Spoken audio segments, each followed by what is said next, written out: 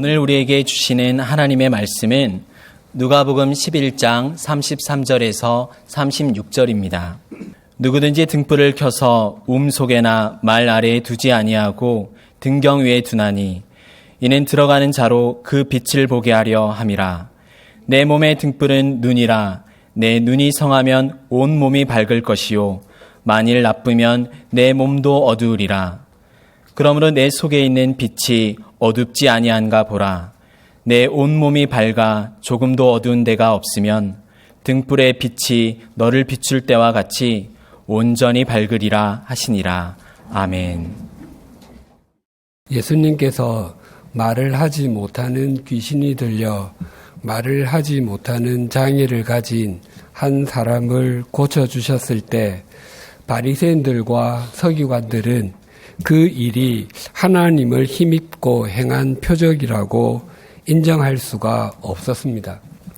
그것을 하나님의 표적으로 인정한다는 것은 곧 그 일을 행하신 예수님을 하나님께서 보내신 분으로 인정해야 하는 것이기 때문이었습니다.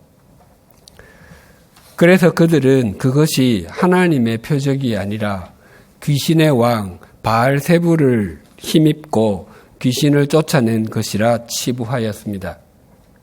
또 어떤 사람들은 예수님을 부인하기 위해 하늘로부터 오는 다른 표적을 행해보라고 조롱하며 비아냥거리기도 했습니다. 당시의 바리새인들과 서기관들은 하나님의 사람들이며 하나님의 말씀을 지키는 사람들이라고 여김을 받고 있었습니다. 그래서 사람들로부터 상당한 존경을 받았습니다. 그러나 실상 그들이 붙들고 있었던 것은 하나님과 하나님의 말씀이 아니라 자기 자신이었습니다. 하나님을 사랑하고 하나님께 순종하기 위해서가 아니라 자신들이 행한 의로운 삶을 과시하는 증빙 자료로 삼기 위해서 말씀을 붙들었던 것이었습니다. 예수님께서 그들의 실상을 일깨워 주시기 위해서 등불 이야기를 하셨습니다. 오늘 본문 33절이 이렇게 증거합니다. 누구든지 등불을 켜서 속에나 말 아래에 두지 아니하고 등경 위에 두나니 이는 들어가는 자로 그 빛을 보게 하려 함이라. 성냥이나 라이터가 없던 고대에 불을 켜는 것은 가사 중에서 아주 중요한 일이었습니다. 그래서 한번 켠 불은 가능한 한 꺼뜨리지 않고 잘 유지해야 했습니다.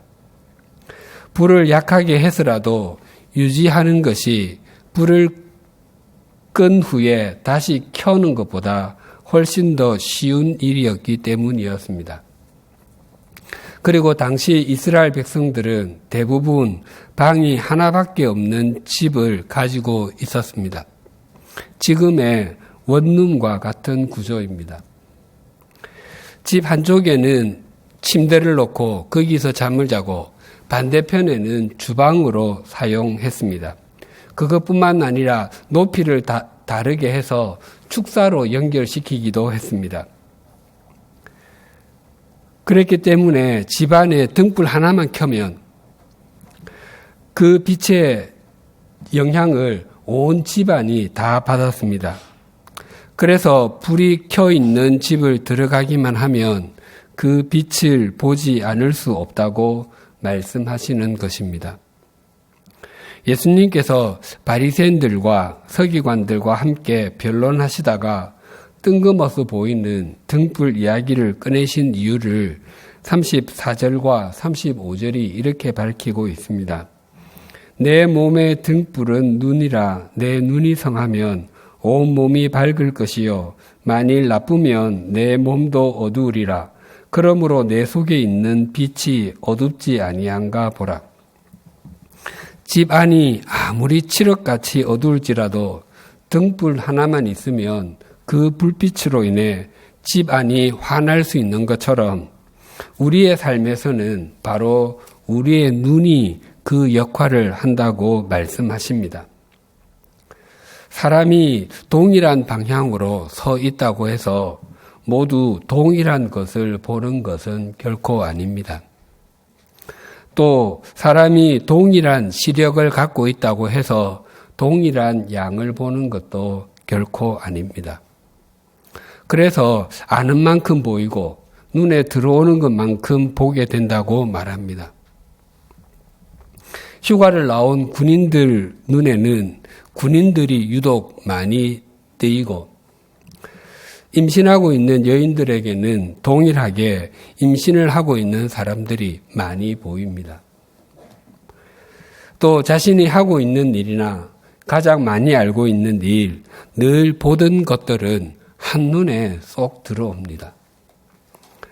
전에 구두를 닦는 분과 이야기를 나눈 적이 있었는데 그분은 구두를 닦거나 수선을 할 때 구두 상태와 다른 부분을 보면 그 구두를 맡기신 분의 성격이 보인다고 했습니다.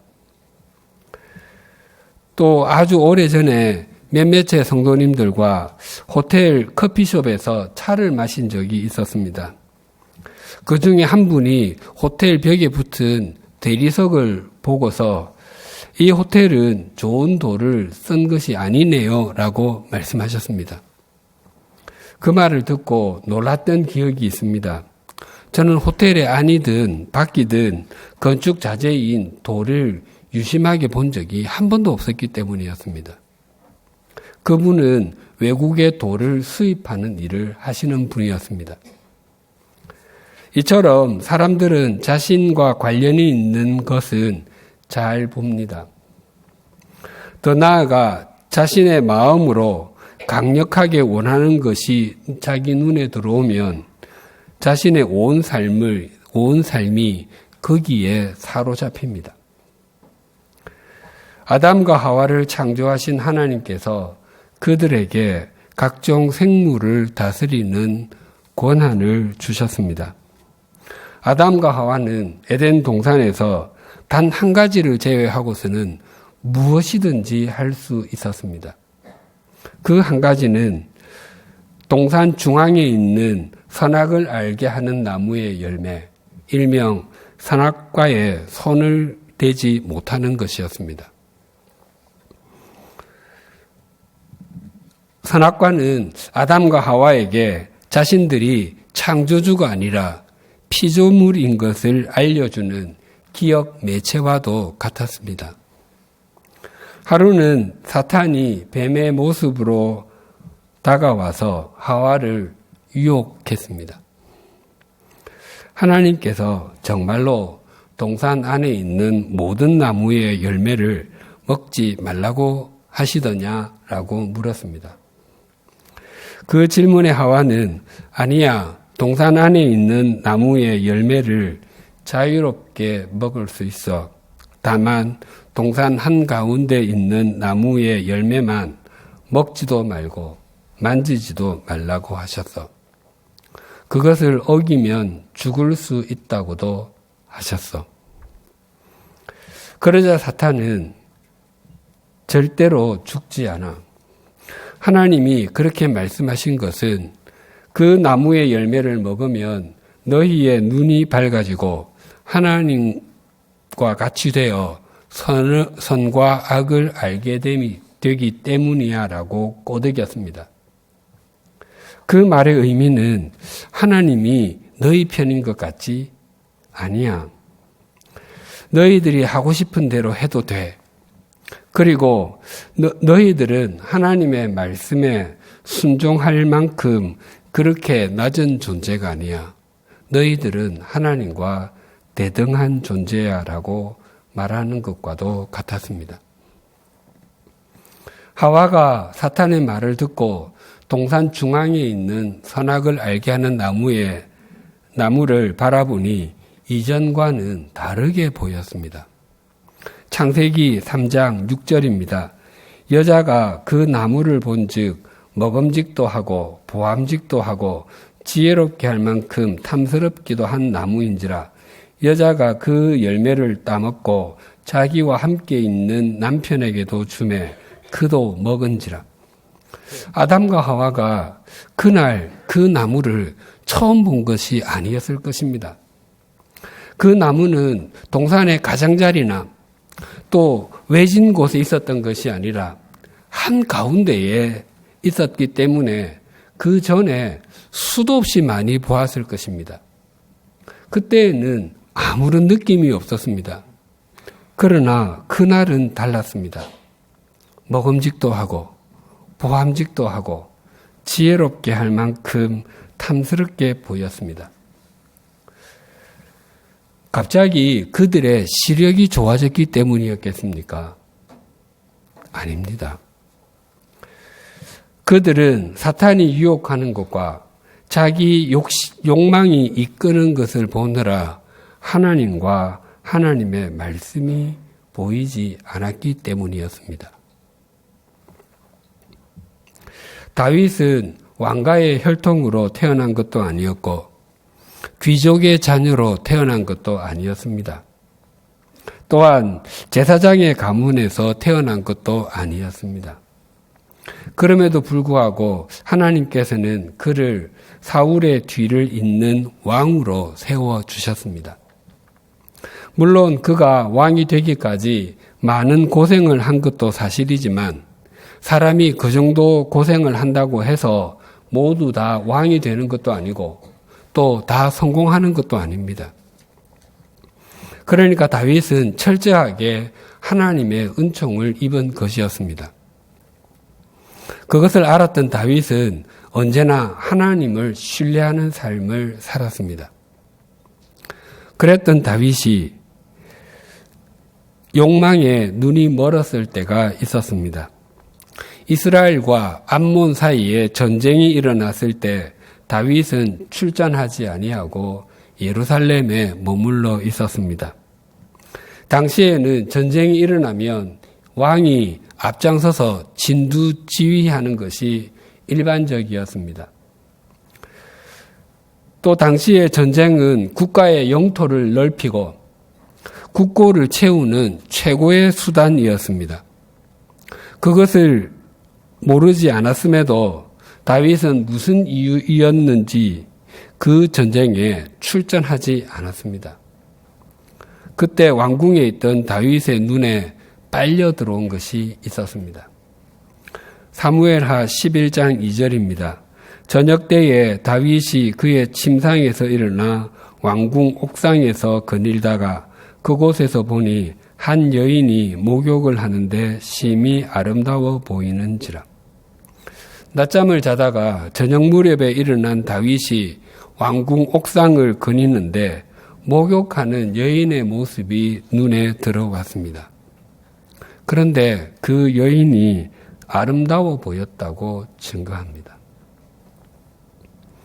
고대에는 일반적으로 왕궁보다 더 큰 건물은 없었습니다.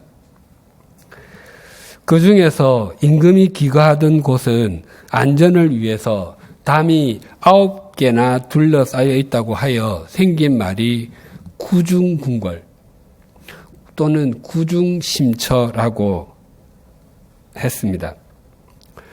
이스라엘의 왕궁을 본격적으로 지은 것은 솔로몬 왕 때이니 다윗이 살았던 궁은 완전한 왕궁은 아니었을지라도 그가 거닐었던 옥상과 여인이 목욕했던 곳과는 상당한 거리가 있었을 것입니다. 게다가 저녁 시간이었습니다. 그런데도 목욕하는 여인을 봤더니 심히 아름다웠다고 증거합니다. 그때 다윗의 시력이 갑자기 동물들 중에서 가장 시력이 좋다고 하는 매나 독수리와 같은 맹금류의 시력으로 바뀌었기 때문이었겠습니까? 아니면 다윗이 성능이 아주 좋은 망원경을 갖고 있었기 때문이었겠습니까? 아닙니다. 다윗은 그 여인의 모습이 흐릿하게 보였음에도 심히 아름답다고 생각하고서 이미 그 마음에 그 여인을 데려오기로 작정을 했기 때문이었습니다. 다윗은 자신의 욕망이 요구하는 것을 보느라 하나님을 보지 못했습니다.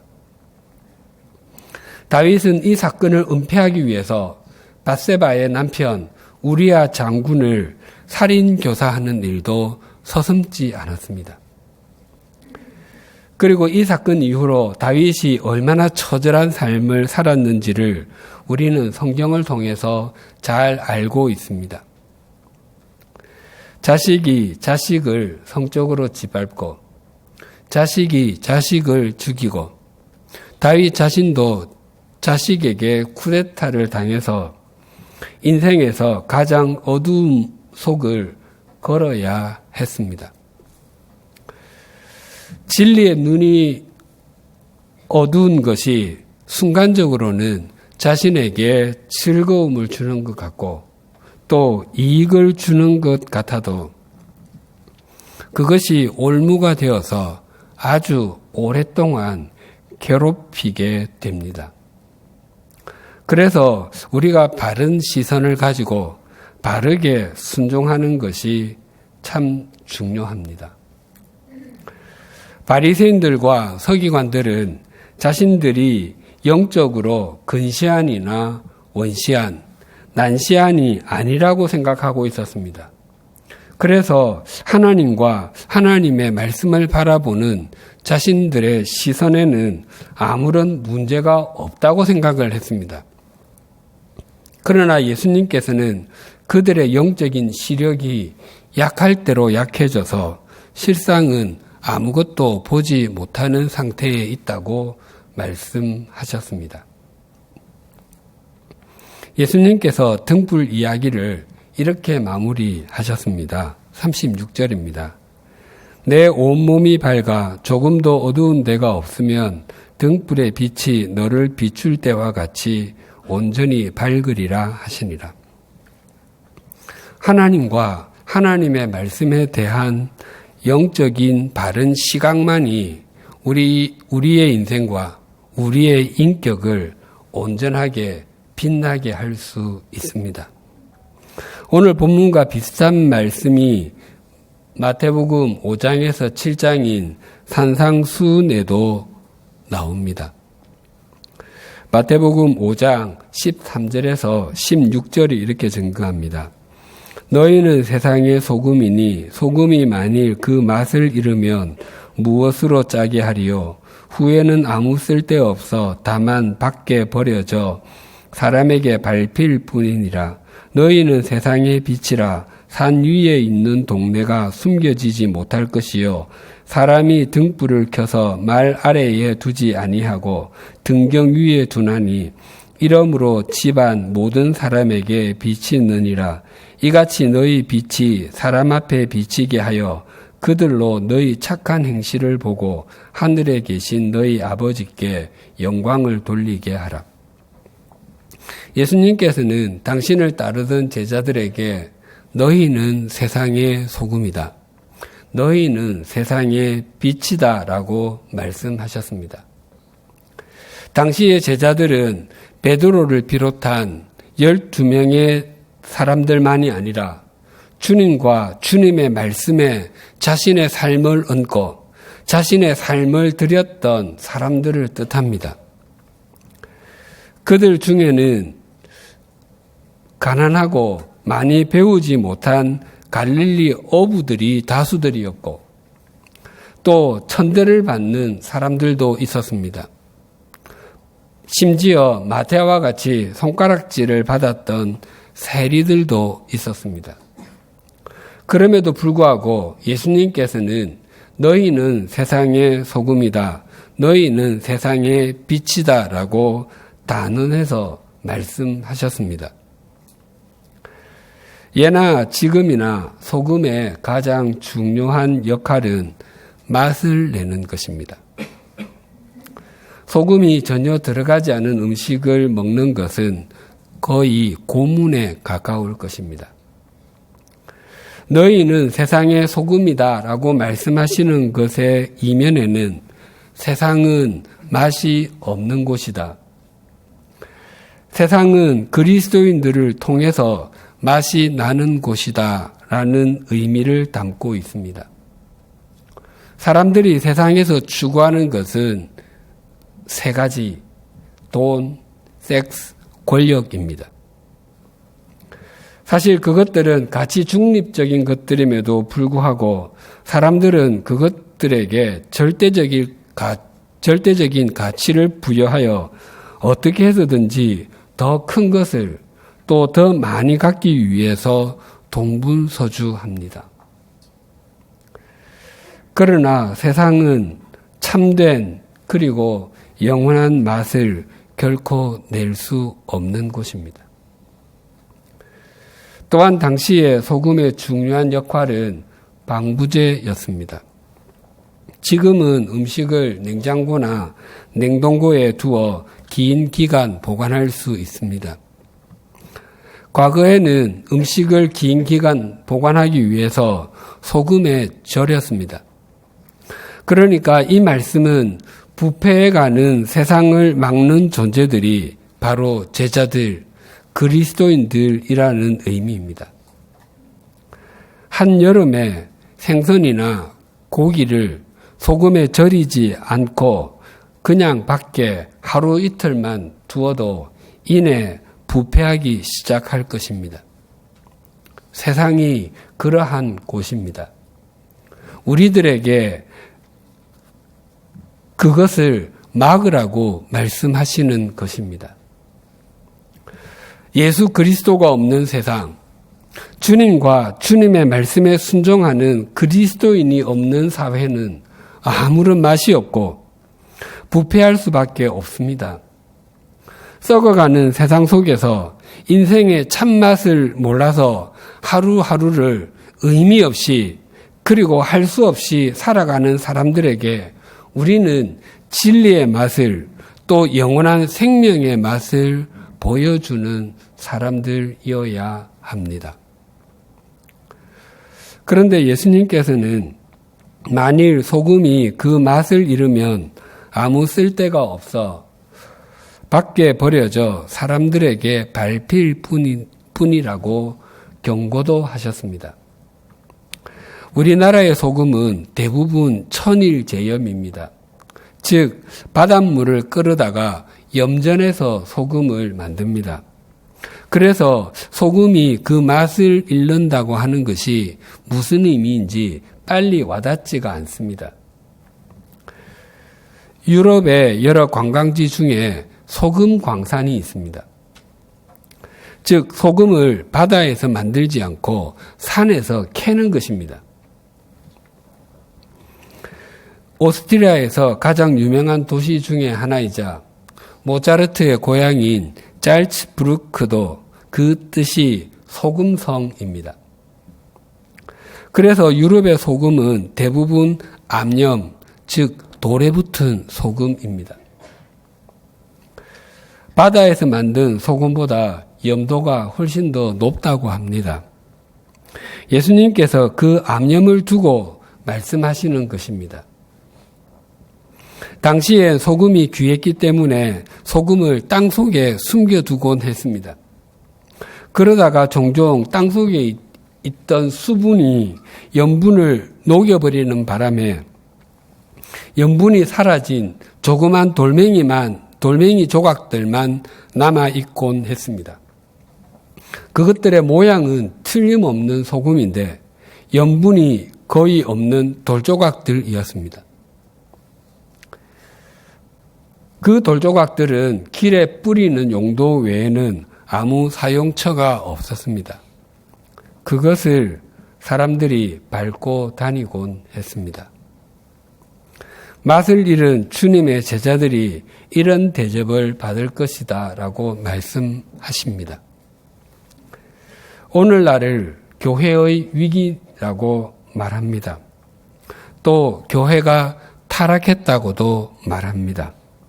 그것은 교회를 구성하고 있는 우리 그리스도인들이 그 맛을 잃었다는 의미일 것입니다. 또한 예수님께서는 너희는 세상의 빛이다 라고 말씀하셨습니다. 빛의 1차적인 역할은 어두움을 몰아내는 것입니다. 즉 세상은 어두운 곳이라는 의미입니다. 우리가 캄캄한 공간 속에 있을 때에는 그곳이 청결한지 아닌지, 또 그 안에 걸림돌이 될 만한 것이 무엇이 있는지, 또한 자신의 얼굴에 무엇이 묻은 것은 아닌지 등등을 알지 못합니다. 그러나 그 공간 안에 불이 켜지는 순간에 모든 것이 다 드러나게 됩니다. 한 사람의 인생에 빛이신 주님께서 들어가시지 않으면 그 인생이 얼마나 어둠 속에 있는지, 그 인생이 얼마나 추한지 분간이 되지 않습니다. 우리도 주님께서 우리의 인생에 들어오시는 순간에 우리가 얼마나 죄인인지를 깨닫게 되었고, 또 얼마나 연약하고 얼마나 형편없는 존재인지를 비로소 깨닫게 되지 않았습니까? 그것이 빛의 가장 중요한 역할입니다. 또 빛에는 인도하는 기능이 있습니다. 즉, 세상은 방향을 알지 못하는 곳입니다. 어두운 산길을 운전해 가는데 자동차의 헤드라이트가 고장이 났다면 운전해 가실 수 있겠습니까? 오늘날은 과히 속도의 시대입니다. 생각의 속도가 모든 것을 결정한다라고 말하기도 합니다. 그러나 바르지 못한 방향으로 가는 속도는 흉기가 됩니다. 그 속도가 높으면 높을수록 더 위험한 흉기가 됩니다. 300km의 속도로 질주하는 경주용 자동차는 관중들에게 흥미진진한 볼거리를 제공합니다. 그래서 사람들은 자동차 경주를 보며 열광합니다. 그러나 만약 그 자동차가 경주장에 있지 아니하고 사람들이 많이 모여있는 광장으로 질주하게 된다면 그 자동차는 살인 무기가 됩니다. 오늘날 많은 사람들이 성공을 향해서 달려갑니다. 그러나 사람들이 생각하는 성공의 대부분은 세속적인 가치관으로 바라본 것, 즉 더 많아 보이는 것, 더 커 보이는 것, 더 높아 보이는 것, 더 화려하게 보이는 것입니다. 그리고 자기 인생이라고 하는 자동차에 연료가 제대로 들어있는지, 타이어가 너무 많이 마모되어서 제대로 달릴 수 있는지, 자신의 인생 지표를 가리키는 그 계기판들이 다 제대로 작동하고 있는지 확인하지 아니하고 그저 달려가기만 합니다.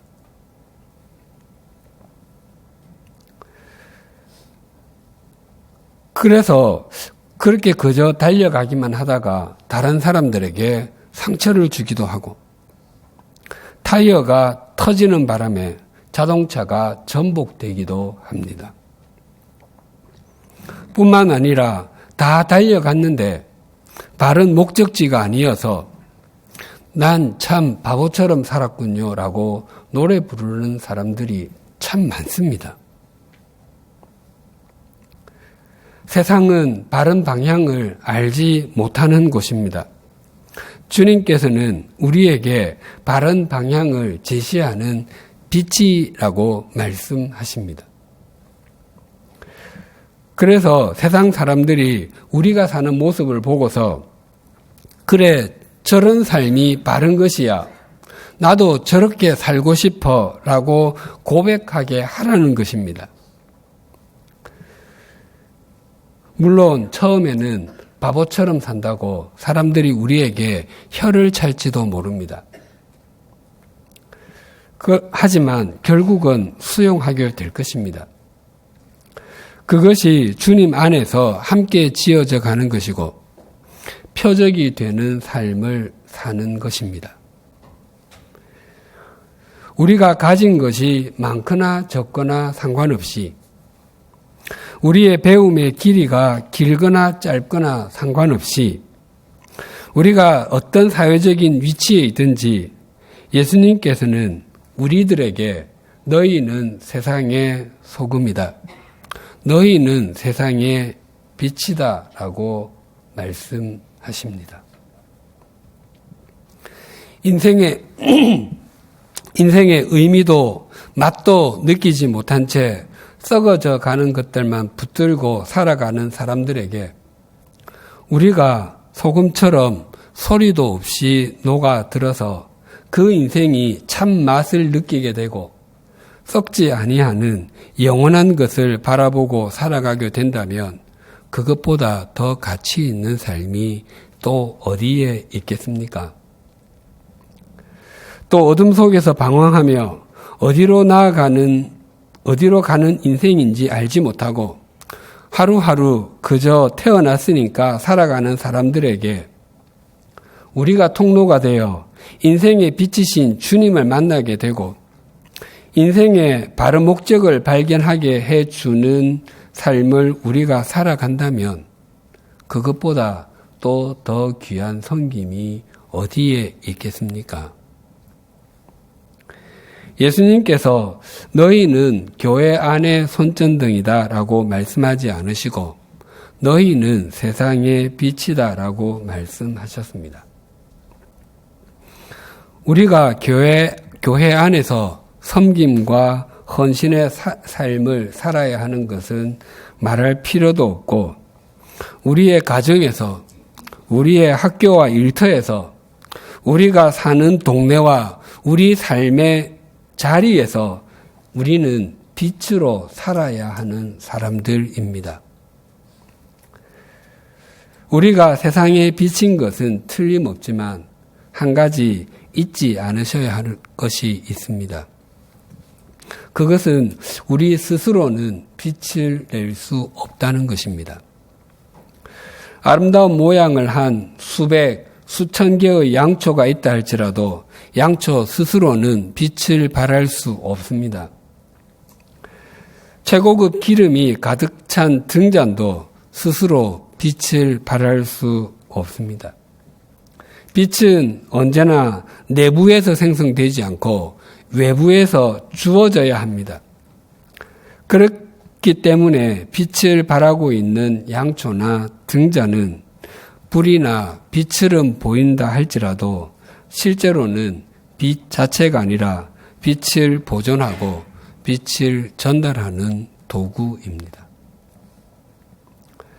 나는 세상의 빛이다라고 말씀하신 예수님께서 우리들에게도 너희는 세상의 빛이다라고 말씀하시는 것은 영원한 진리와 생명의 빛이신 주님께 그 빛을 받아 전하는 통로가 된다고 말씀하시는 것입니다. 뱃길을 인도하는 등대는 스스로 빛을 비추지 못합니다.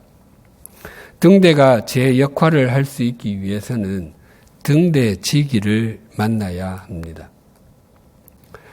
바른 등대지기가 등대를 비추어야 어둠 속에 있는 배가 바른 길을 찾을 수 있습니다. 우리가 영원한 등대지기가 되시는 주님의 손에 붙잡혀 있을 때 우리의 빛은 온전히 밝게 될 것이고 우리는 이 땅에 어두움을 걷어내는 진리와 생명의 등대가 될 것입니다.